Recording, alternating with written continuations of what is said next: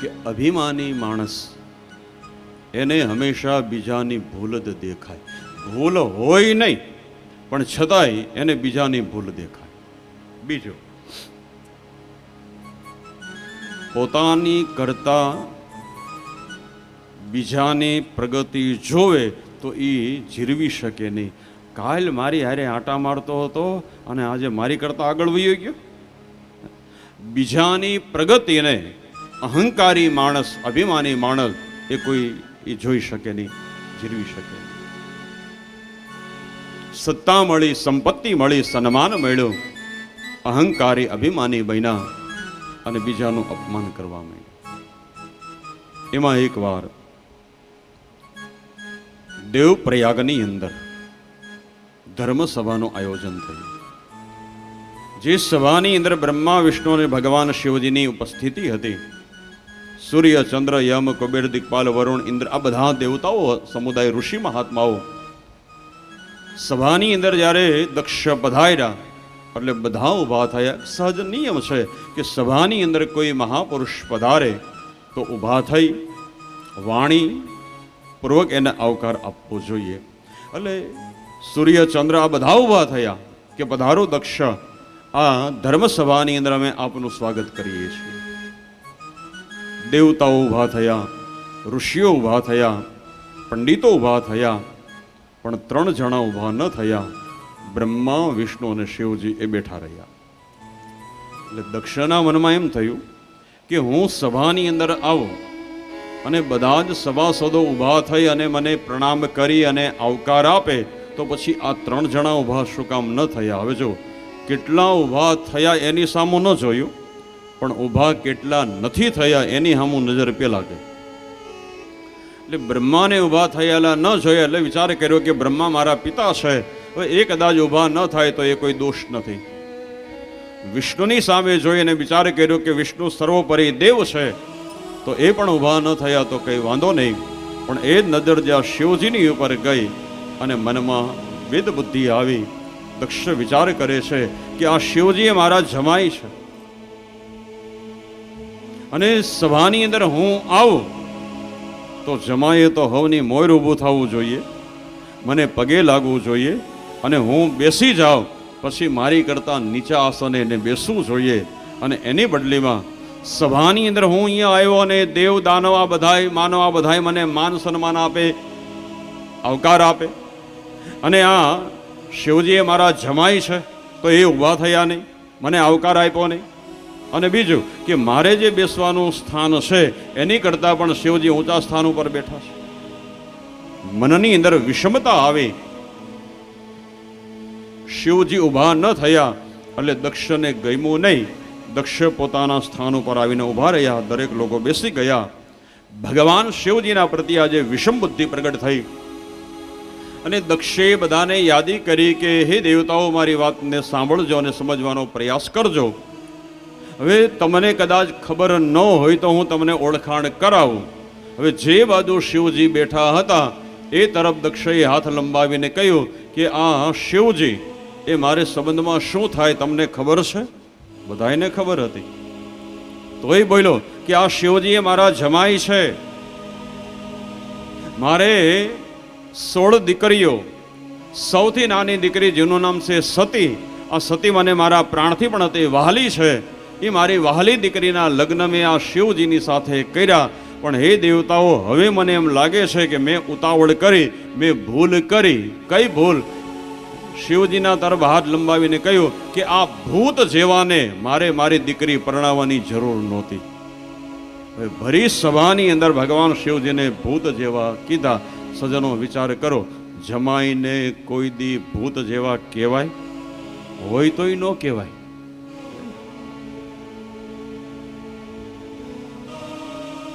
ઘણા બધા શબ્દનો પ્રયોગ કર્યો. દક્ષે યાદી કરી કે હે દેવતાઓ, પેલો વાંધો તો એ છે કે શિવજીના શરીર ઉપર એ કોઈ હારા ઘરેણા નહીં લ્યો. શિવજીએ ઘરેણા જેવા રાખ્યા કે કોઈ ચોરની તાકાત નથી કે શિવજીનું ઘરેણું ચોરીને ઘર ભેગો થાય. શિવજીના ઘરેણા કયા છે તો કે સર્પ અને વીછી. બીજું, જે શિવજીના મસ્તકની ઉપર ગંગાજી છે અને એ ગંગાના પ્રવાહની અંદર માનવ સ્નાન કરીને પવિત્ર બને. પણ શિવજીએ કોઈ દી ગંગામાં સ્નાન કર્યું નહીં. આ શિવજીને સ્નાન કરવાની ઈચ્છા થાય તો શેનાથી સ્નાન કરે? તો બતાવ્યું કે સ્મશાનની અંદર કોઈ માનવનું મળદું બળી અને રાખનો ઢગલો થઈ જાય. જ્યારે ભોલેનાથને નાહવાની ઈચ્છા થાય ત્યારે સ્મશાનની અંદરથી રાખ લઈ ચિતા ભસ્મ કૃત સ્નાન. ત્રીજું બતાવ્યું કે શિવજીએ રહેવાને માટે કોઈ એવું ઘર બનાવ્યું નહીં કે જ્યાં આપણને જવાની ઈચ્છા થાય.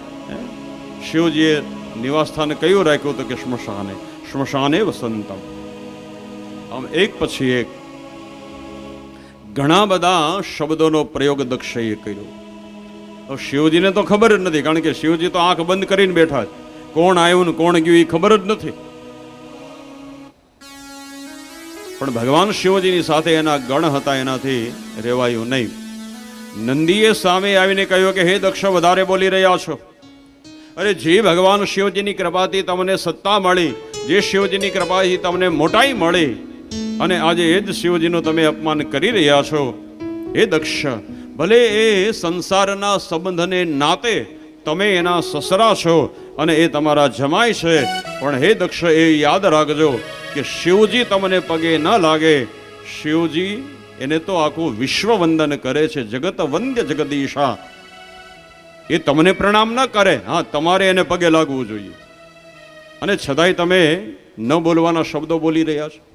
તમને ઋષિ મહાત્માઓ અટકાવે છે કે હે દક્ષ, આવું ન બોલાય, જમાઈને આમ ન કહેવાય, અને તોય તમે વાત સાંભળતા નથી. જેમ બકરો બોલ બોલ કરે એમ હે દક્ષ ક્યારનો તો બોલ બોલ કરે છે. તો જ્યાં શ્રાપ આપો છો કે આ મસ્તક તારું દૂર થાય, અને ત્યાં તને બકરાનું મસ્તક લાગુ પડે, એટલે તને જીભની કિંમત, વાણીની કિંમત સમજાશે. અને હે દક્ષ, તું બ્રાહ્મણ છો, તારે તો ભગવાન ભોલેનાથની આરાધના કરવી જોઈએ, ભગવાન શિવજીની પૂજા અર્ચના કરવી જોઈએ, અને એની બદલીમાં તું બ્રાહ્મણ હોવા છતાં પણ ભગવાન શિવજીનો અવહેલના કરી રહ્યો છો. તો આ બીજો શ્રાપ કે આજથી બ્રાહ્મણનું કુળ હાથમાં ભિક્ષાનું પાત્ર લઈ અને ઘરે ઘરે ભિક્ષા માંગવાને માટે જશે. વિચાર કરીએ તો બાયધા એ લોકો અને કઠણાઈ આપણી બેહાડી લ્યો. તે જ નોયું દયા ધર્મ કી જય. પછી બે પક્ષની અંદર જ્યારે વાતાવરણ ઉગ્ર બન્યું, શિવજીના મનમાં એમ થયું કે આ મંડપની અંદર જો મારામારી થશે ને તો બહુ મુશ્કેલી ઊભી થશે. એની કરતા હાલને હું જ અહીંથી વયો જાઉં. એટલે ડાયો કોને કહેવાય? કે બતાવ્યું જે કજિયાને શાંત કરે એનું નામ ડાયો. ત્યારે ઘણી વાર આપણે તો આમ લાકડા હંકોડતા જ આવડતું જ, ભલે ને ભડકો થાય, એમાં આપણને હું વાંધો છે. શિવજી ઉભા થઈને વયા ગયા, કજિયો શાંત. પણ દક્ષને ગમ્યો નહીં. એટલે દક્ષએ એક બીજી યાદી કરી કે હે દેવતાઓ સાંભળી લ્યો, તમારે કોઈએ શિવજીને ત્યાં જવાનું નહીં, અને તમારે ત્યાં કોઈ પણ પ્રસંગ હોય તો તમારે શિવ અને સતીને બોલાવવાના નહીં. સમાજમાંથી બહિષ્કાર થયો અને યજ્ઞની અંદરથી પણ શિવજીનો બહિષ્કાર કર્યો. કે અત્યાર સુધી આપણે શિવજીને યજ્ઞની અંદર આહુતિ આપતા હતા, પણ હવે યજ્ઞની અંદર શિવજીને આહુતિ આપવામાં નહીં આવે. આમ યજ્ઞમાંથી અને સમજમાંથી શિવજીનો બહિષ્કાર કર્યો. સભા જે હતી એ પૂર્ણ થઈ. ભગવાન શિવજી જે હતા એ આવ્યા ઘરે. પણ જો ભગવાન શિવજીની સહનશીલતા અને ભગવાન શિવજીની ઉદારતા, કે ઘરે આવ્યા અને ભગવાન શિવજીએ સતીને એક પણ શબ્દ ન કહ્યો કે ગામ આખું સાંભળે એમ તમારા પિતાએ મારું અપમાન કર્યું. ન બોલ્યા. શું કામ? એને ખબર હતી કે ત્યાં જે ઘટના બની એ જો અહીંયા ઘરે વાત કરીશ તો કદાચ સતી એના પિતાનો પક્ષ લે અને મારી સામે બોલે, અને પરિણામ એ આવે કે અમે બે જણા બોલીએ અને બધાએ સાંભળે. ત્યાં જે ઘટના બની છે એ વાત કરું તો કંઈ માથાકૂટ થાય ને. એક પણ શબ્દ બોલ્યા નહીં.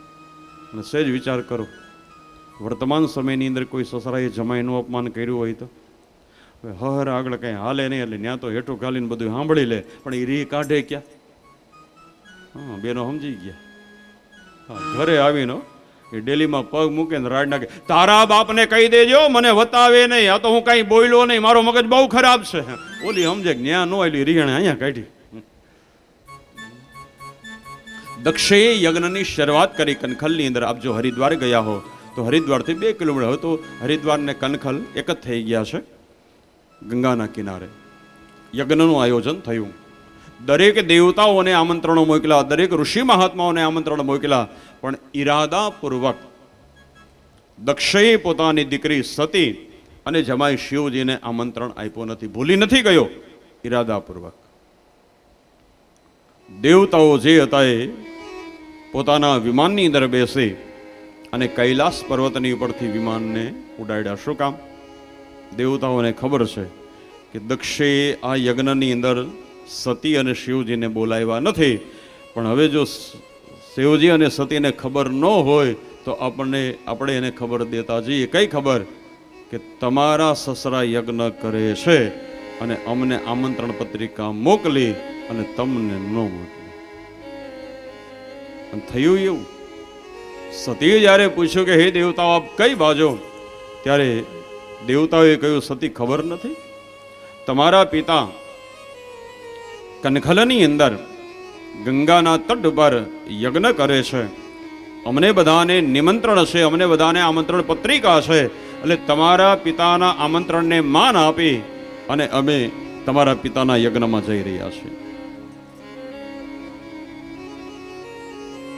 સતીના મનમાં એમ થયું કે મારા પિતાને ત્યાં યજ્ઞ હોય અને મને તેડાવે નહીં, એવું તો બને જ નહીં. પણ કદાચ આમંત્રણ આવ્યું હશે, પણ ભગવાન ભોલેનાથ મને વાત કરતા ભૂલી ગયા હશે, તો હાલ હું જેની યાદી કરું. અને એ વખતે સતીજી હતા એવા ભગવાન શિવજીની પાસે ભગવાન શિવજીના ચરણની અંદર પ્રણામ કરી અને બહુ સારો શબ્દ બતાવ્યો કે પ્રજાપતે તે સસુરસ્ય સંપ્રતમ. એમને કહ્યું કે મારા પિતા યજ્ઞ કરે છે. સતીએ પ્રણામ કરીને કહ્યું કે હે ભગવાન, હમણાં દેવતાઓ દ્વારા ખબર પડી કે તમારા સસરા દક્ષ એ ગંગાના તટ ઉપર યજ્ઞ કરી રહ્યા છે અને બધાય ત્યાં જઈ રહ્યા છે, તો આપણે પણ યજ્ઞમાં જવું જોઈએ, આપ તૈયાર થાઓ. ભગવાન શિવજીએ કહ્યું દેવી આપણને આમંત્રણ નથી ને કેમ જવું? સતી હસતા હસતા બોલ્યા કે કેમ ભૂલી ગયા? તમે જ યાદી કરી છે કે વેદોની અંદર આ 6 જગ્યા એવી બતાવી કે વગર આમંત્રણે જવામાં કોઈ દોષ નથી, કોઈ અપરાધ નથી. કથમ સુતાયા પિતુગેહ કૌતુકમ નિશમ્ય દેહ સુરવર્ય નેંગતે અનાહુતા અભ્યભિયંતિ સૌહદમ ભરતુર ગુરુર દેહ કૃતશ્ચ કેતનમ. આ 6 જગ્યા પેલું બતાવ્યું કે ભગવાનના મંદિરે દર્શન કરવા જવું હોય તો પછી એવો વિચાર ન કરાય કે ભાઈ પૂજારીએ આપણને કંઈ કેવરાયું નથી કે આજ શનિવાર છે ને તમે દર્શન કરવા આવ્યો ને કેમ જવું આપણે. નહીં, ભગવાનના દર્શન કરવાને માટે મંદિરે આમંત્રણની રાહ ન જોવાય. બીજું, જ્યાં સત્સંગ થતો હોય, કથા થતી હોય, કીર્તન થતા હોય, ભગવત સ્મરણ થતું હોય, ભગવત સેવા થતી હોય, તો ત્યાં પણ વગર આમંત્રણે જવામાં કોઈ દોષ નથી.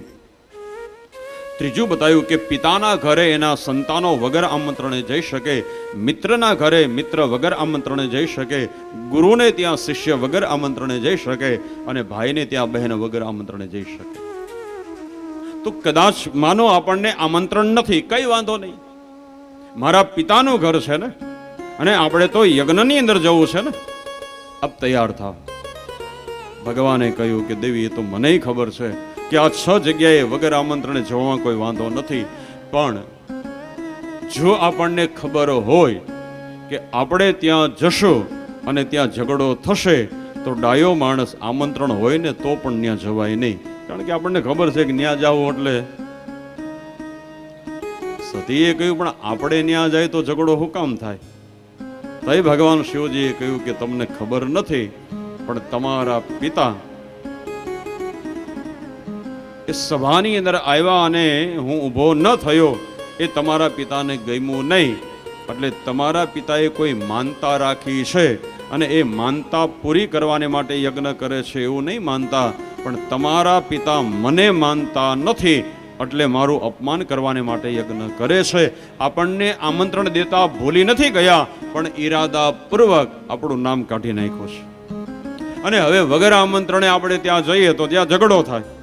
અને ઝઘડો થાય ને એનો પ્રસંગ બગડે એવું આપણે કરાય નહીં. એટલે આપણે ક્યાંય જવું નથી. એક કામ કરો, તમે મારી સામે અહીંયા બેસી જાઓ એટલે હું તમને કથા સાંભળાવું. હવે સતીને મન કથામાં લાગે, પિયરની અંદર કાંઈ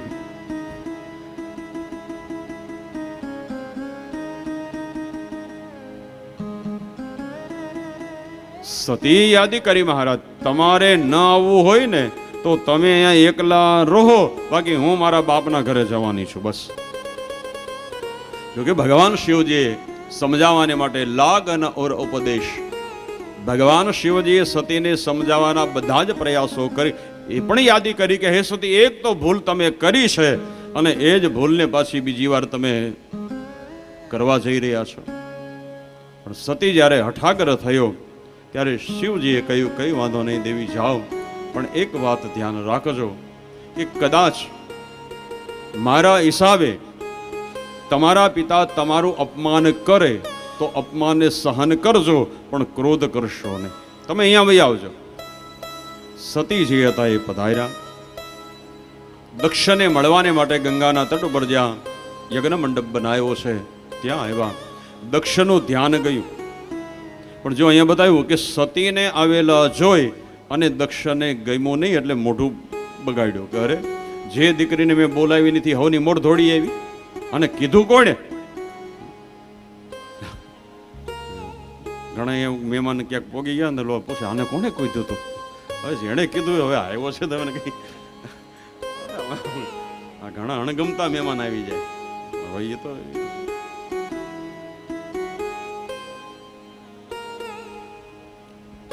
સતીના મનમાં એમ થયું કે હાલે હું તો મારા પિતાની વહાલી દીકરી છું ને એને મળવા માટે જાઉં.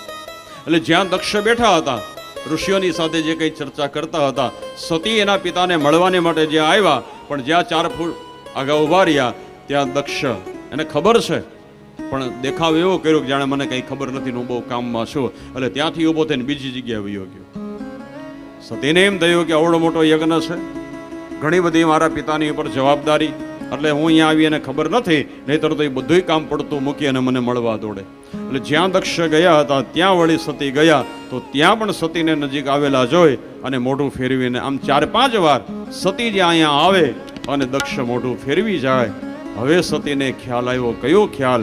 કે હું અહીંયા આવી એ મારા પિતાને ખબર છે, પણ હું અહીંયા આવી એ મારા પિતાને ગમતું નથી, કારણ કે મને જોઈ અને મારો પિતા મોઢું ફેરવે છે.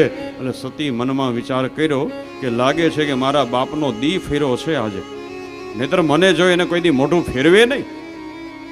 ખ્યાલ આવી ગયો કે હું અહીંયા આવી એ ગમ્યો નથી. મનમાં એમ થયું કે તો પછી મારે શિવજીની વાત માની લેવી જોઈએ. આ તો હું હઠ કરી અને અહીંયા આવી. હવે મારા બાપને જો હું અહીંયા આવી ન ગમ્યો હોય તો મારે અહીંયા આવવાની કોઈ જરૂર જ નહોતી. સભાની અંદર જ્યાં જોવે ત્યાં બધાય ઋષિઓના સ્થાનો જોયા, બધાય દેવતાઓના આસનો જોયા, પણ ઈશાન ખૂણાની અંદર જ્યાં નજર ગઈ તો ઈશાન ખૂણાની અંદર ભગવાન શિવજીનું સ્થાપન હોવું જોઈએ. એ ભગવાન ભોલેનાથની સ્થાપના ન જોઈ અને મનમાં ક્રોધ થયો. ક્રોધને કાબુ મેળવવાને માટે સતીએ ઘણો પ્રયાસ કર્યો, પણ ક્રોધ જે હતો એ બેકાબુ બન્યો. એકદમ સતીનું શરીર ધ્રુજવા લાગ્યું, હોઠ પરકવા લાગ્યા, આંખ જે હતી એ લાલ ગુમ બની, મસ્તકના વાળ વિખરાયા. દેવતાઓ સમજી ગયા કે સતીને ક્રોધ થયો છે અને ક્રોધના આવેગની અંદર કદાચ આપણને શ્રાપ આપી અને બાળીને ભસ્મ કરી નાખશે તો મુશ્કેલી થશે. એટલે એકદમ દેવતાઓ ભયભીત બની સતીની પાસે જઈ નતમસ્તકે કહ્યું કે માં, અમારો કોઈ અપરાધ નથી, અમે શિવજીનો અપમાન કર્યો નથી કે શિવજીની આજ્ઞાનો ઉલ્લંઘન કર્યો નથી. અમે તો તમારા પિતાના નિમંત્રણને માન આપીને યજ્ઞમાં આવ્યા છીએ, એટલે અમારી ઉપર આપ ક્રોધ ન કરશો, અમને દંડ ન દેતા. ભયભીત બનેલા દેવતાઓને અભયત્વ આપ્યું. સતીએ કહ્યું કે હે દેવતાઓ, તમે કોઈ ભય ન રાખો, મારો ક્રોધ હું તમારી ઉપર નહીં પણ મારો ક્રોધ હું મારી ઉપર ઉતારીશ. અને એ વખતે જે સભાસદો હતા, જે આચાર્યો હતા, જે પંડિતો હતા, એને જે જ્ઞાનના સાચા શબ્દો કહેવા જોઈએ એ ક્રોધના આવેગની અંદર સતીએ કહ્યું કે સુનો સભાસદ સકલ મુનિંદા, કહી સુને જીન શંકર નિંદા. સુનો સભાસદ સકલ મુનિંદા, કહી कही सुनी जिने शंकर नींदा। सुनहु सभासद सकल मुनींदा, कही सुनी जिन शंकर नींदा। सुनहु सभासद सकल मुनींदा, कही सुनी जिन शंकर नींदा।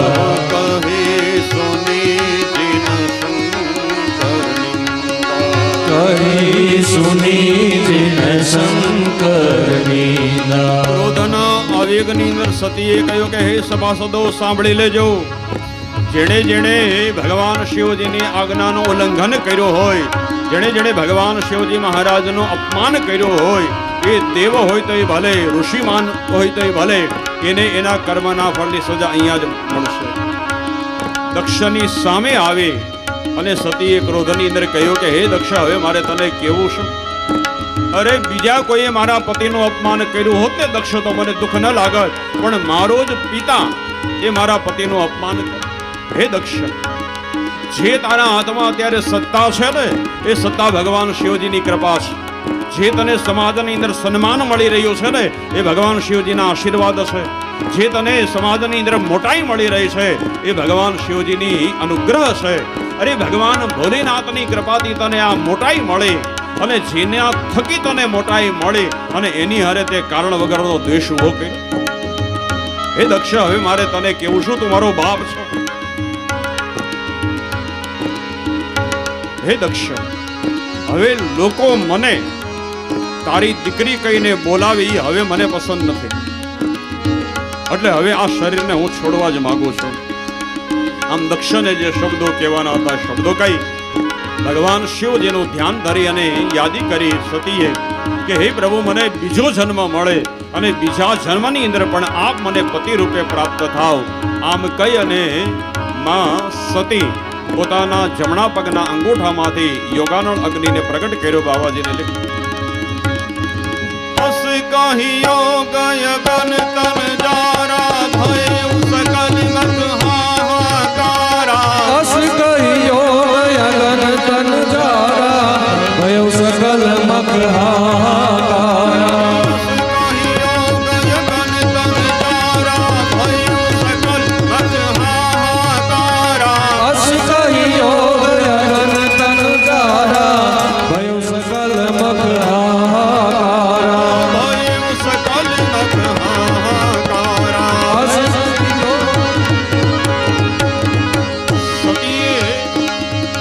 યોગાનળ અગ્નિ અંદર જ્યાં પ્રવેશ કર્યો, સભાના લોકો એકદમ દક્ષને ધિક્કારવા લાગ્યા. હે દક્ષ, ધિક્કાર છે તારી મોટાઈને કે નજર સામે દીકરી સળગી રહી છે અને એ દીકરીને તો માન આપતો નથી, આવકાર આપતો નથી. સતીનું શરીર જે હતું એ શાંત થયું. ભગવાન શિવજીના જે ગણો હતા એણે યજ્ઞને તોડી નાખ્યો અને રડતા રડતા શિવજીના ગણો જે હતા સેવકો તે આવ્યા ભગવાન ભોલેનાથની પાસે. ભગવાન ભોલેનાથને પ્રણામ કરી અને રડતા રડતા કહ્યું કે હે પ્રભુ, જે સતીએ તમારી ખૂબ સેવા કરી એ જ સતી એના પિતાના યજ્ઞની અંદર ગયા. કાર ન આપ્યો, વ્યથિત બનેલા સતી એણે યોગ અગ્નિની અંદર પોતાનું શરીર છોડી દીધું. સતીના મરણના સમાચાર જ્યાં ભગવાન ભોલેનાથને મળ્યા, જે ભગવાન ભોલેનાથને ક્યારેય ક્રોધ ન આવે પણ સતીના મરણના સમાચાર મળ્યા અને ભગવાન ભોલેનાથને ક્રોધ આવ્યો. ક્રોધની અંદર ભગવાન ભોલેનાથ એકદમ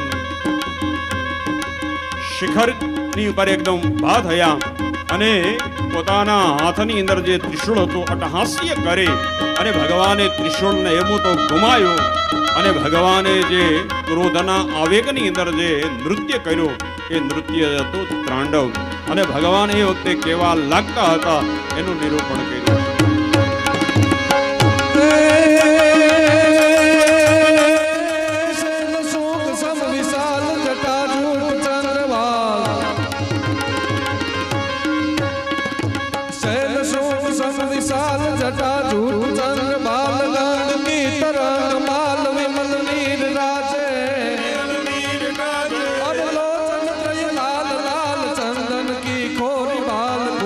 સિંદર ગલાલ રગતી वरसाजे कमुंडन की कंठ माल विसर हृदय खुशाल स्फटिक जाल रुद्र माल हर दयाल राजे अरे बम बम बम डमरू बाज नाद वेद सरस साज शंकर महाराज आज तांडव नाचे हो जिले सोरे महाराज आज तांडव नाचे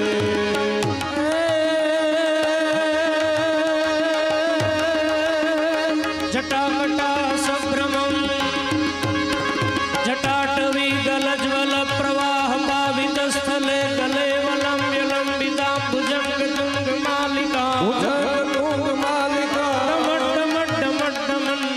डमड्डमड्डमड्डमन्निनादवर्डमरवयं चकार चण्डताण्डवं तनोतु नः शिवं शिवम् जटाकटा सभ्रमं भ्रमं निलिम्ब निर्जदि विलोलवीचि वल्लवी विराजमान मूर्धरि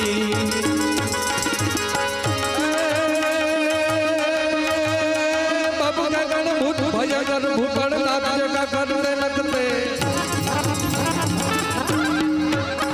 बाबू के गण भूत भयगर भूतड़ नाट्य का करते लगते भड़ के तल अंबर बाधाए भगर राजन शंकर पागते पाज टकर शंकर दे कैलाश रे परमेश्वर मोद धरि पशु पालन काम प्रजारण नाच करे जी काम प्रजारण नाच करे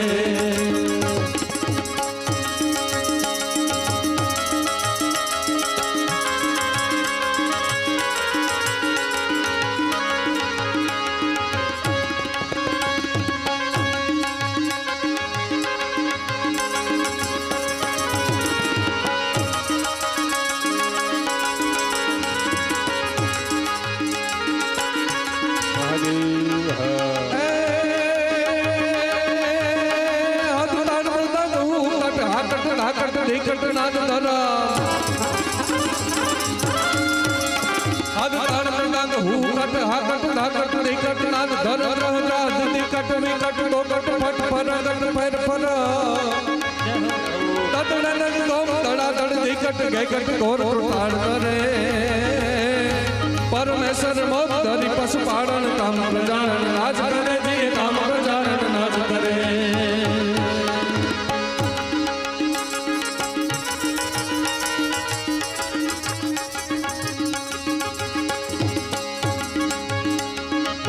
नरेंद्र नंदिनी विलास बांग बांग रासपुरा दिगांत शांति प्रमोद मान मान से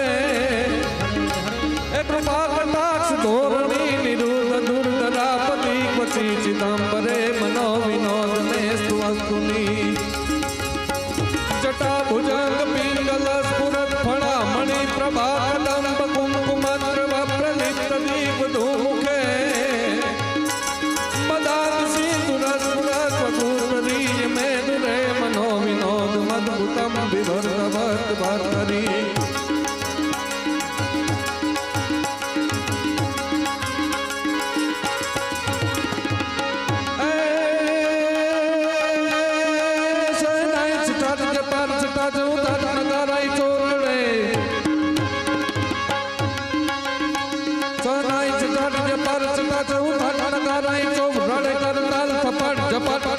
ढोल धमाकट मेर धड़े उमिया सजनाट गण सरस्वेश्वर ईश्वर थयक दाहु चरे परमेश्वर मोद धरि पशु पालन काम प्रजारण नाच करे जी काम प्रजारण नाच करे कल्पम नीरियम चिदाकाश माकाश वासं भजे हम निराकार मोकार मूलम तुरीयम निराज्ञान गोपी कमीशम गिरीशम कडालम महाकाल कालम कृपालम गुणाकारम तो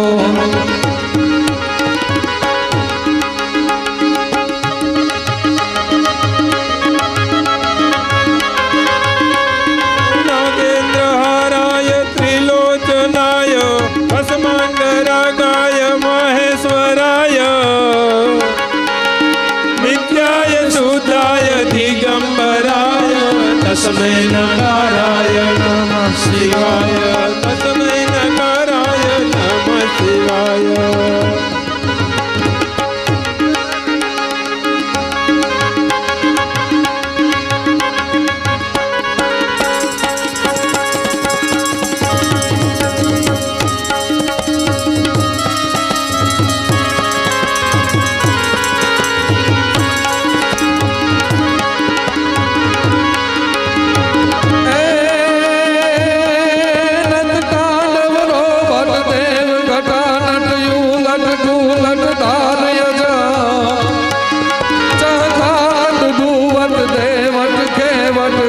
વિકટ ભૂ કૈલાસ ગજબ તત્કાલ ત્રિપુરારી પ્રકટ કૃકટ ભૂલટ તું હર થે વરે સરનોદ ધરી પશુપાલન કામ પ્રજાનન નાચ કરે જીરે કામ પ્રજાનન નાચ કરે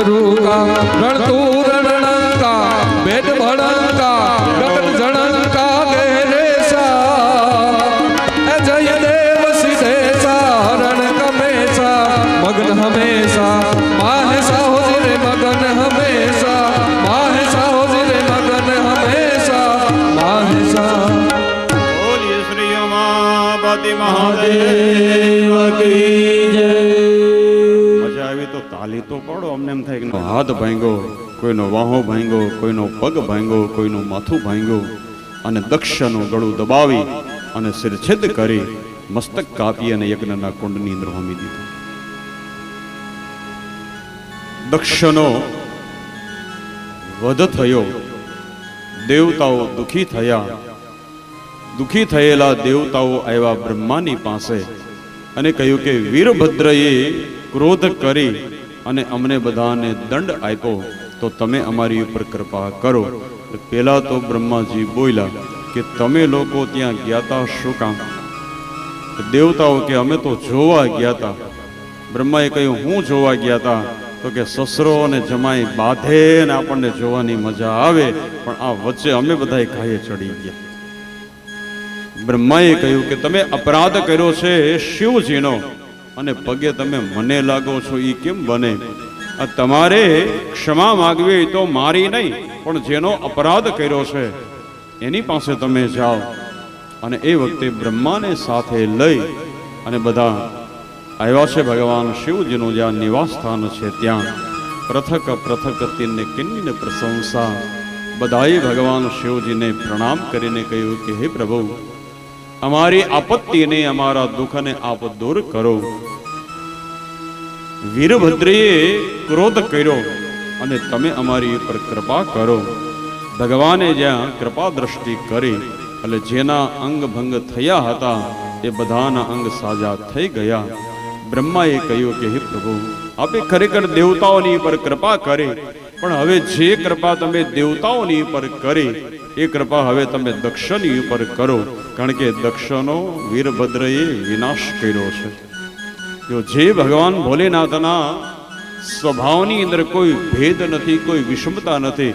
ભગવાન એવું ન બોલ્યા કે હહરો ભલે મીરો મરવા જેવો જ હતો, ન કહેવાના મને નહીં ચાલો. ભગવાન ભોલેનાથ પધાર્યા ગંગાના તટ ઉપર. એક બકરાના મસ્તકનો સ્પર્શ કરાયો. ભગવાન શિવજીએ જ્યાં વરદ હસ્તનો સ્પર્શ કર્યો ત્યાં દક્ષ ઊભા થયા અને નજર સામે જોયે ત્યાં શિવજી હવે એને પોતાની ભૂલ સમજાણી કે જે ભગવાન ભોલેનાથની કૃપાથી મને સત્તા મળી, સંપત્તિ મળી, પણ હૃદયની અંદર જો અહંકાર હતો તો એ મારી અવગતિ થઈ. તો ભગવાન શિવજીની પ્રાર્થના કરવી છે, પણ હવે મુશ્કેલી એ થઈ કે હવે બકરાનો મસ્તક લાગવું પડ્યું. એના મનમાં એમ થયું કે જ્યારે માણસનું મોઢું હતું ત્યારે તો જે ન કહેવાના શબ્દો, પણ છતાંય બકરો જેમ બોલે એમ ભગવાન ભોલેનાથની સામે એ બોલ્યો. ભગવાન શિવજી એની પર કૃપા કરી. ત્યારે દક્ષે અબ નિર્ણય લઈ લીયા કે હવે મારે સત્તા ન જોઈએ.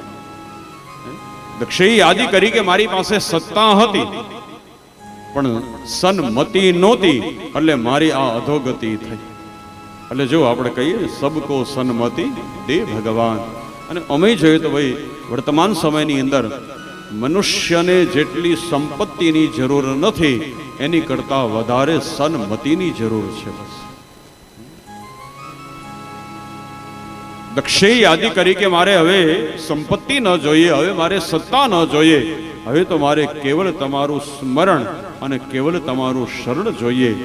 નિર્ણય લઈ લીધો કે હવે સ્વર્ગની ગાદી ઉપર બેસવું નથી, હવે તો આ ગંગાના તટ ઉપર જ્યાં સુધી જીવંત રહે ત્યાં સુધી શિવજીની આરાધના કરવી છે.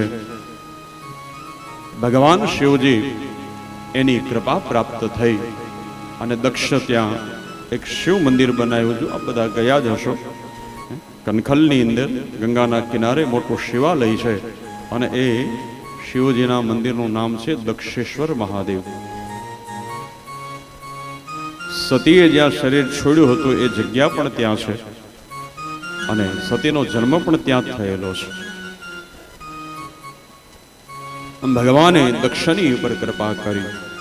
હવે સતીએ માંગ્યું હતું કે મને બીજો જન્મ મળે. જે કથા તો ભાગવતની છે, પણ રામચરિત માનસની અંદર તુલસીદાસજીએ પાર્વતીના જન્મની કથા થોડી વિસ્તૃતિકરણ કર્યું. અહીંયા એક શ્લોક બતાવી દીધો કે જગને હિમવત ક્ષેત્ર મેનાયા.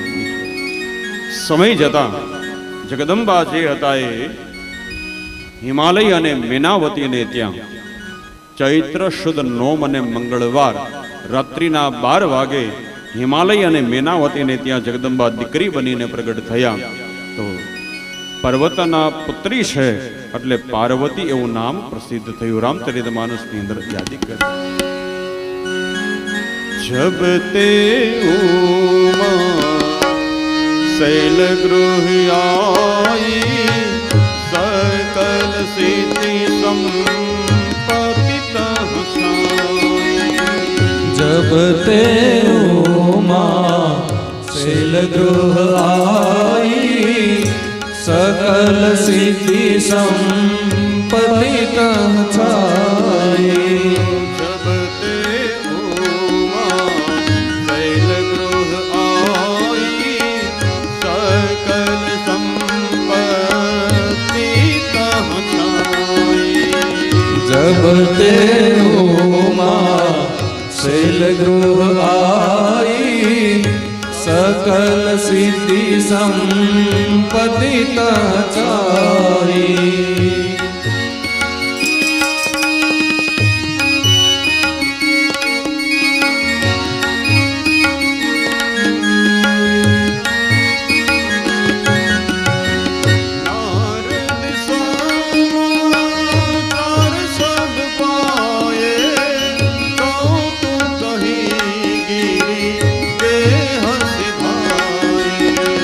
नारद समाचार सब पाए कौतुक ही गिरी के हसिदाए.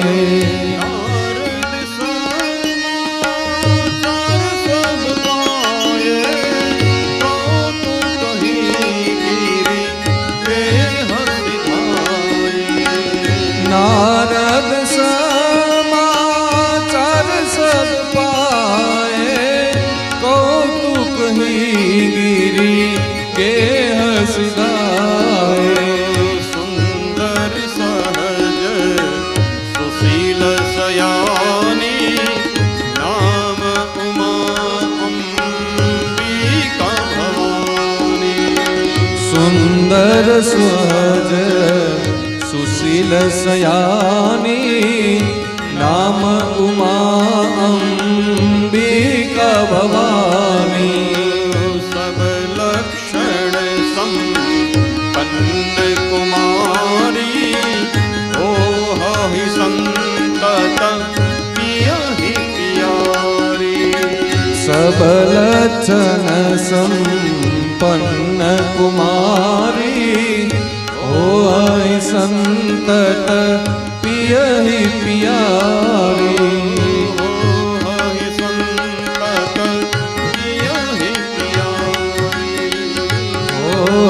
संतत पिय ही प्यारी. હિમાલય અને મેનાવતીને ત્યાં જગદંબા દીકરી બનીને આવ્યા. નારદજીએ બીજા 3 નામ બતાવ્યા, ઉમા, અંબિકા અને ભવાની અને હો હહી. સંતત પિય હે પિયા. જે પાર્વતીએ ભગવાન શિવજીને પતિ રૂપે મેળવવાને માટે તપ કર્યું અને ભગવાન શિવજીની સાથે લગ્ન થયા. સમય જતા એમને ત્યાં બે પુત્રો થયા. મોટા પુત્ર એ કાર્તિક સ્વામી અને નાના પુત્ર જે ગણપતિ મહારાજ. એ ચરિત્ર બતાવ્યું. વિદુરજીના હૃદયની અંદર સંતોષ થયો. ભગવાન શિવજીની કથા સાંભળી મન પ્રસન્ન થયું. પછી વિદુરજીએ યાદી કરી કે મારે મનુ મહારાજ એમના પુત્રોની કથા સાંભળવી છે. તો અહીંયાથી હવે ધ્રુવ ચરિત્ર બતાવ્યું છે. મનુ મહારાજને બે પુત્રો છે. મોટા પુત્ર એનું નામ છે ઉતાનપાદ. હવે ઉતાનપાદ એના બે લગ્ન થયા છે. પ્રથમ લગ્ન થયા છે સુનીતિની સાથે અને એમને ત્યાં એક પુત્ર છે, નામ છે ધ્રુવજી મહારાજ. અને બીજા લગ્ન થયા છે સુરુચિની સાથે, એને પણ એક પુત્ર છે, એનું નામ છે ઉત્તમ. પણ ઘટના એ બની કે રાજા ઉતાનપાદને સુરુચિ ગમે છે એટલે સુરુચિને એને રાજભવનમાં રાખી અને રાજાને સુનીતિ ગમતા નથી એટલે એ માં અને દીકરો ગામની બહાર નાના એવા ઝૂંપડામાં રહે છે. એક ગમે છે ને એક નથી ગમતું. જે ડુંગરે બાપજી બહુ સરસ આધ્યાત્મિક અર્થઘટન કરતા. આ કોઈ રાજાની કથા નથી, માનવ માત્રની કથા છે. જીવ માત્રને બે રાણી છે, સુનીતિ અને સુરુચિ. હવે સુનીતિનો અર્થ બતાવ્યો કે જીવનમાં સારા સારા નિયમો, જીવનમાં સારી નીતિ એટલે સુનીતિ. અને સુરુચિનો અર્થ એ છે કે સારી સારી ઈચ્છા, સારી સારી રુચિ. તો અહીંયા આપણે બેઠા છીએ, આપણે વિચાર કરો આપણને શું નીતિ ગમે છે કે શું રુચિ ગમે છે? તરત કહી અરે મહારાજ અમને તો શું રુચિ ગમે છે. શું નીતિ એટલે આપણને સારા નિયમો પાળવા ગમતા નથી એટલે આપણે નિયમોને રાખી દીધા એક બાજુ અને આપણું મન શું રુચિ. ખાવાનું તો કે હારામાં હારું હોવું જોઈએ, રહેવાનું તો કે હારામાં હારું, પહેરવાનું તો કે હારામાં હારું, ગાડી તો કે હારામાં હારી, વાડી તો કે હારામાં હારી, લાડી તો કે ઈ હારામાં હારી. તો જેનું મન સંસારના પદાર્થની અંદર અટવાયું હોય તો એ ઈશ્વરી તત્વને મેળવી શકે નહીં. ધ્રુવજીની ઉંમર 5 વર્ષની છે. રમતા રમતા ધ્રુવજી મહારાજ રાજભવનની અંદર બધા મિત્રોની સાથે રમી રહ્યા છે. રાજા ઉતાનપાદ અને એમના પત્ની સુરુચિ એ મહેલ ઉપર બેસી અને બાળકો રમી રહ્યા છે, જોઈ રહ્યા છે. અને રાજાના ખોળાની અંદર એમનો દીકરો ઉત્તમ રમી રહ્યો છે. હવે ધ્રુવજીને ખબર નથી કે આ રાજા એ જ મારા પિતા છે. પણ કોઈ સેવકે આવી અને કહ્યું કે હે ધ્રુવ, તારા પિતા કોણ છે એની તને ખબર છે? ધ્રુવજીએ કહ્યું ના. મેં ઘણી વાર માને આ પ્રશ્ન કર્યો. માએ કહ્યું કે જેથી તારા પિતા અહીંયા આવે તેથી હું તને એની ઓળખાણ કરાવીશ. એટલે મને ખબર નથી. સેવકે કહ્યું કે ધ્રુવજી મને ખબર છે. ધ્રુવજીએ કહ્યું જો તમને ખબર હોય કે મારા પિતા કોણ છે તો બતાવો. અમારી 5 વર્ષની ઉંમર થઈ પણ હજી મને પિતાની ગોદ મળી નથી. ત્યારે આ સેવકે કહ્યું કે બીજા કોઈ નહીં ધ્રુવજી, આ નગરના રાજા ઉતાનપાદ એ તમારા પિતા છે. ધ્રુવજી રાજી થયા કે લે આ નગરના રાજા એ જ મારા પિતા, તો હાલ હું મારા પિતાને મળવાને માટે જાઉં. એકદમ રાજભવનની અંદર ધ્રુવજી પધાર્યા. રાજા અને રાણી બેઠા હતા અને એ વખતે ધ્રુવજીએ બંનેના ચરણની અંદર વંદન કરી અને ધ્રુવજીએ કહ્યું કે એ મહારાજ હું તમારો દીકરો છું. આજ સુધી તો મને ખબર ન હતી કે આપ મારા પિતા છો. જ્યારે જ્યારે માને મેં પ્રશ્ન કર્યો ત્યારે માએ કહ્યું કે તારા પિતા જેથી આપણા ઘરે આવે તેથી હું તને એનો પરિચય કરાવીશ. પણ આજે મને ખ્યાલ આવ્યો હું તમારો દીકરો છું. મારી માતાનું નામ સુનીતિ છે. ધ્રુવજી કહે છે કે દરેક દીકરાઓ એના પિતાના ગોદની અંદર રમી અને મોટા થાય. હું 5 વર્ષનો થયો પણ હજી મને પિતાની ગોદ મળી નથી. આજે તમારો પરિચય થયો તો હે પિતાજી હું પણ તમારા ખોળાની અંદર બેસવા આવ્યો છું. આપ મને ખોળામાં બેસાડો. દ્રૌપદીના વિનયને જોઈ અને રાજા પ્રસન્ન થયા, પણ બાજુમાં સુરુચિ દેવી બેઠા હતા, એને ગમ્યું નહીં. એના મનમાં એમ થયું કે કદાચ પ્રેમને આધીન બની અને રાજા આજે જો દ્રૌપદીને તેડી અને ખોળામાં બેસાડશે તો કાલ સવારે દ્રૌપદી જ્યારે મોટા થાય ત્યારે એમ કહેશે કે હવે મારે ગોદમાં નથી બેસવું, હવે તો મારે રાજગાદી ઉપર બેસવું છે. અને રાજા કદાચ આને રાજગાદી આપી દે તો મારા દીકરાને કંઈ મળશે નહીં. એટલે દ્રૌપદીને ન ગમે એવી વાણીનો પ્રયોગ કર્યો, દ્રૌપદીનું અપમાન કર્યું છે. સુરુચિએ યાદી કરી કે હે દ્રૌપદી, ભલે તમને આજે ખબર પડી કે આ રાજા એ તમારા પિતા છે, પણ એટલું સમજી લ્યો કે તમારા પિતાના ગોદની અંદર બેસવાને માટે તમારો કોઈ અધિકાર નથી. તારી માં દુર્ભાગી છે, તારી માં અભાગણી છે. અને આજ ભલે આ મહેલની અંદર આવી અને આવી વાત કરી, પણ હા દ્રૌપદી સાંભળી લે, હવે પછી ક્યારે આ રાજાની પાસે કે આ મહેલમાં તું આવતો નહીં, જા વયો જાય અહીંથી. અને તારે જો રાજાના ગોદની અંદર બેસવાને માટે બહુ ઈચ્છા હોય તો હે દ્રૌપદી, આ જન્મની અંદર શક્ય નહીં બને. બોલી ગયા કે તું તપસા આરાધ્યમ પુરુષમ તસ્યૈવ અનુગ્रहेण મે, તું વનમાં જા, ભગવાનનું ભજન કર અને ભગવાનની પાસે માગ, તને બીજો જન્મ મારા ઉદરે આપે તો તારા પિતાના ખોળાની અંદર તું બેસી શકીશ, નહીતર નહીં. જા વયો જા, આજ પછી આવતો નહીં. દ્રૌપદીને ગમ્યું નહીં, કારણ કે માન અપમાન એની ખબર બાળક નહીં પડે. બાળકની સામે ડોળા કાઢીએ ને તો બાળક આપણે એમ કતરાઈને વયો જાય, અને પ્રેમથી ચોકલેટ આપીએ તો બાળક આવે, એને ખબર પડે. દ્રૌપદીને ન ગમ્યું. દ્રૌપદી માં પાસે આવ્યા અને કહ્યું કે માં, મારે હવે વનની અંદર પરમાત્માનું ભજન કરવાને માટે જવું છે. કારણ કે દ્રૌપદીના જે મિત્રો હતા ને એણે સુનીતિની પાસે બધી વાત કરી કે દ્રૌપદી આજે પિતાના ખોળાની અંદર બેસવાની ઈચ્છા વ્યક્ત કરી અને અપર માતાએ આવા શબ્દો કહ્યા છે. દ્રૌપદી મહારાજ અને આવા દેવા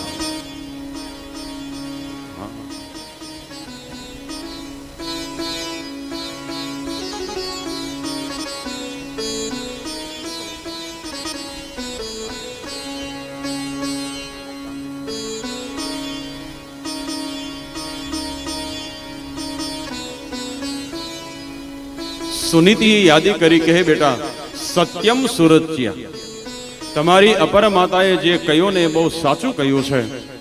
જે ભગવાને આ માનવ જન્મ આપ્યો છે એ માનવ જન્મ એ ઈશ્વરને મેળવવાને માટે આપ્યો છે.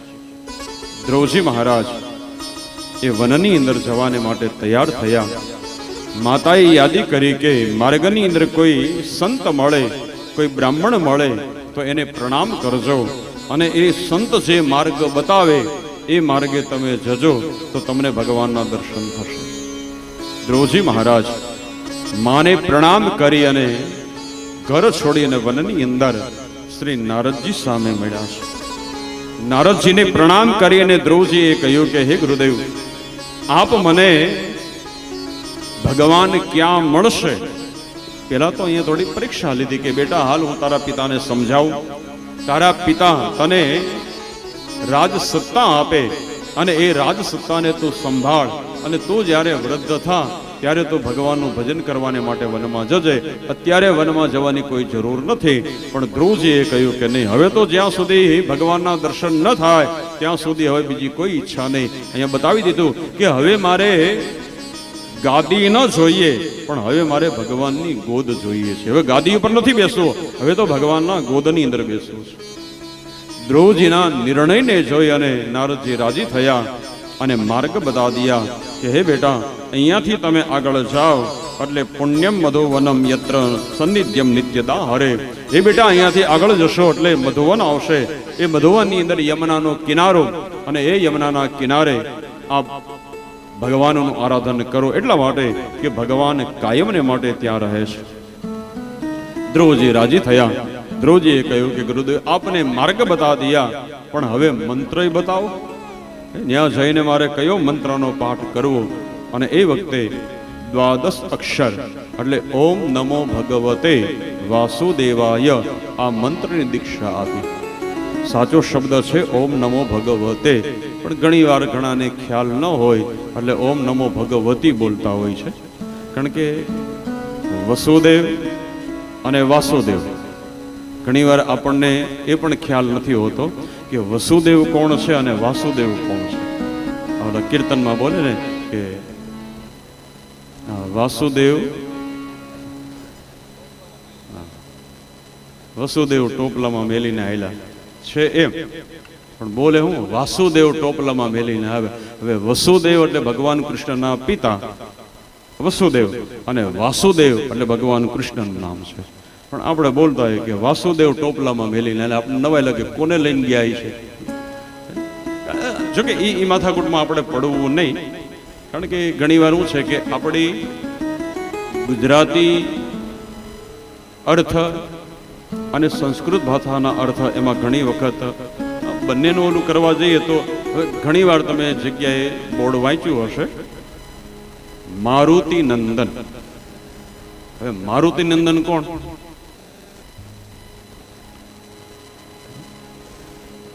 મારુતિ એટલે હનુમાનજી, નંદન એટલે મારુતિના પુત્ર એ નંદન. એટલે ઓમ જોઈએ તો મારુતિ નંદન આખો શબ્દ બોલો એટલે એ નામ થાય મકરધ્વજ, કારણ કે હનુમાનજીના પુત્રનું એક નામ છે મકરધ્વજ. સાચો શબ્દ છે મારુત નંદન. મારુત એટલે પવનદેવ અને નંદન એટલે પુત્ર. પવનદેવના પુત્ર એ હનુમાનજી. પણ ઘણી વાર આપણે એમ કે એ મારુતિ નંદન મારુતિ, પણ જે હોય એની યારે બહુ કઈ અને કરવું કાંઈ વાંધો નહીં, એમાં કઈ બહુ અપરાધ નથી.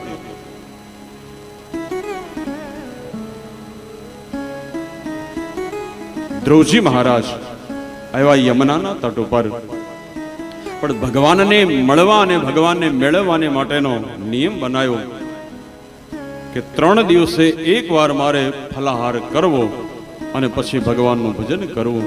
એટલે ધ્રુવજી મહારાજ 1 મહિના સુધી 3 દિવસે એકવાર ઊભા થાય, જે કંઈ ફળ ફૂલો એ આરોગે અને વળી પાછા બેસી જાય, પછી 3 દિવસ સુધી કાંઈ લેવાનું નહીં. બીજો મહિનો થયો એટલે 3 દિવસે નહીં, પણ હવે 6 દિવસે ધ્રુવજી મહારાજ જે સુકાઈ ગયેલા પાંદડાઓ એ આરોગે અને ભગવાનનું ભજન કરે. 3જા મહિનાનો પ્રારંભ થયો એટલે ધ્રુવજી મહારાજે સુકાઈ ગયેલા પાંદડાઓ પણ છોડી દીધા અને 9 દિવસે એક વખત ઊભા થઈ અને જેટલું પાણી પીવું હોય એટલું પાણી પીવે, પછી 9 દિવસ સુધી પાણી પણ પીવે નહીં અને ભગવાનને ભજન. અને આપણે તો 3 ટાઈમ જમાવટ અને ભગવાનના નામમાં તો પાછા આપણા વાળ જ કરી. 4થા મહિનાનો પ્રારંભ થયો, પોતાના શ્વાસ ઉપર કાબુ મેળવી લીધો. 12 દિવસે હવે તો ધ્રુવજી મહારાજ જેટલો શ્વાસ લેવો એટલો શ્વાસ લઈ લે, પછી 12 દિવસ સુધી શ્વાસ લેવો ન પડે. 4 મહિના પૂરા થયા, 5મા મહિનાનો પ્રારંભ થયો. ધ્રુવજી મહારાજ વિચાર કર્યો કે અત્યાર સુધી તો બેઠકર મેં આરાધના કર રહા હતો, હવે બેસીને નહીં, હવે તો ઊભા 5 વર્ષનો બાળક ભગવાનના દર્શન કરવાની તમન્નાથી પાણી પીવાનું છોડ્યું, ફળ ખાવાનું છોડ્યું, ઊંઘવાનું છોડ્યું, બેસવાનું છોડ્યું અને ઊભા રહી. અને ગુરુદેવે જે મંત્ર આપ્યો છે, હવે ગુરુદેવે જે મંત્ર આપ્યો એ કઈ રીતે જપે છે તો અહીંયા શબ્દ બતાવ્યો કે શ્રદ્ધાથી. એક વાત સમજી લેજો કે મંત્ર નાનો છે કે મોટો છે એની માથાકૂટમાં પડવું નહીં. એવું ન માનવું કે મંત્ર જો મોટો હોય તો એ બહુ મહત્વનો હોય અને નાનો હોય તો એ નકામો હોય નહીં. મંત્ર નાનો હોય તો એ ભલે ને મોટો હોય તો એ ભલે, પણ આપણી શ્રદ્ધા કેટલી પ્રબળ છે બસ એ મહત્વનો છે. કદાચ મંત્ર મોટો હોય અને એમાં આપણી શ્રદ્ધા ન હોય તો જે આપણને જીવનમાં સફળતા મળવી જોઈએ એ સફળતા મળશે. બીજું કે મંત્ર બોલવાની અંદર કદાચ કઈ ક્ષતિ રહી જાય, મંત્ર બોલવામાં કઈ કદાચ ભૂલ થાય, પણ જો આપણો સ્નેહ સાચો હશે, આપણી શ્રદ્ધા પ્રબળ હશે તો એ ભૂલ પણ આપણું ભલું કરનારી થશે. અને પ્રસિદ્ધ વાત બતાવી કે ઉલટા નામ જપત જગ જાના અને વાલ્મીક ભય બ્રહ્મ સમાના. વાલ્મીકી ઋષિ એને રામ બોલતા ન આવડ્યું, સાચું નામ તો એનું હતું રત્નાકર. અને ઘણાને ખબર નથી કે વાલ્મીકી કોણ છે. વાલ્મીકી બ્રાહ્મણ છે, પણ હવે આપણને ખબર જ ન હોય એટલે આપણે ગમે જ્ઞાતિમાં ગમે એને નાખી દઈએ. વાલ્મીકી બ્રાહ્મણ છે, કુબેર પુત્ર છે, નામ એનું રત્નાકર છે. પણ એવા લોકોની સાથે એનો ઉછેર થયો અને લૂંટફાટનો માર્ગ અપનાવ્યો એટલે નામ પડી ગયું વાલીઓ લૂંટારો. રામ શબ્દ બોલતા ન આવડ્યો. નારદજીએ કહ્યું કે ભાઈ તારે કાયાનું કલ્યાણ કરવું હોય ને તો આ મારામારી છોડ અને રામ રામ બોલ. અને થયું વાત એ હતી, પણ રામ શબ્દ ન આવડ્યો અને રામની જગ્યાએ કયું બોલ્યો તો કે ઉલટા નામ મરા મરા મરા, પણ તોય ભગવાનના દર્શન એને થયા. ઉલટા નામ જપત જગ જાના. તો એ બતાવે કે મંત્ર નાનો હોય તો ભલે ને મોટો હોય તો ભલે, પણ આપણી શ્રદ્ધા જેટલી પ્રબળ હશે એટલી મંત્રની અંદર આપણને સિદ્ધિ અને સફળતા મળશે. આજે ગુરુદેવે આપેલો મંત્ર, શ્રી ધ્રુવજી મહારાજ ભગવાનના દર્શન કરવાની તમન્નાથી ગુરુદેવે જે મંત્ર આપ્યો છે શ્રદ્ધાપૂર્વક જપી રહ્યા છે. ઓમ નમો ભગવતે વાસુદેવાય. ઓમ નમો ભગવતે વાસુદેવાય. ઓમ નમો ભગવતે વાસુદેવાય. ઓમ નમો ભગવતે વાસુદેવાય.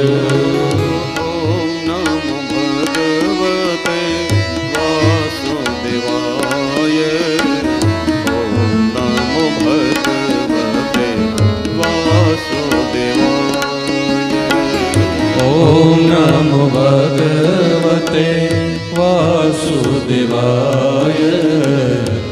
ઓમ નમો ભગવતે વાસુદેવાય.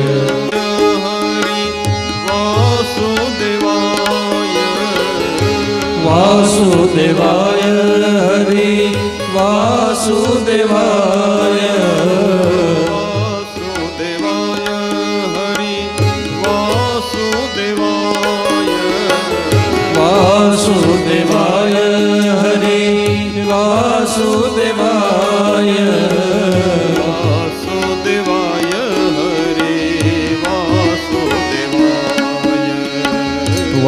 વાસુદેવાય હરિ વાસુદેવાય.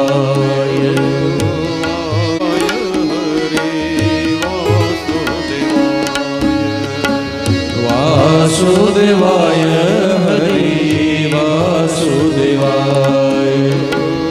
ઓમ નમો ભગવતે વાસુદેવાય.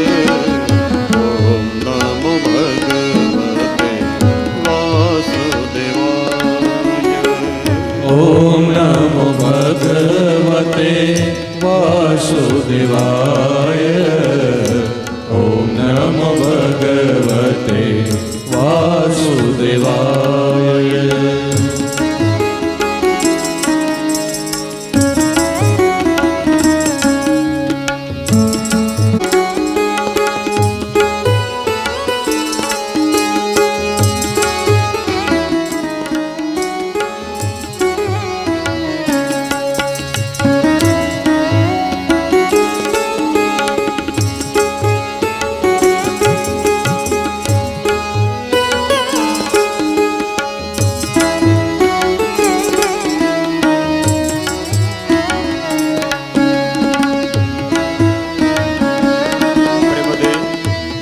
તાલી પાડી અને હરિનામ કીર્તન કરીએ. આપણે કંઈ ભૂખા તરસ્યા રહ્યા નથી, દહીં વડાની જમાવટ કરી હતી એટલે પ્રેમથી તાલી પાડી અને હરિકીર્તન કરીએ.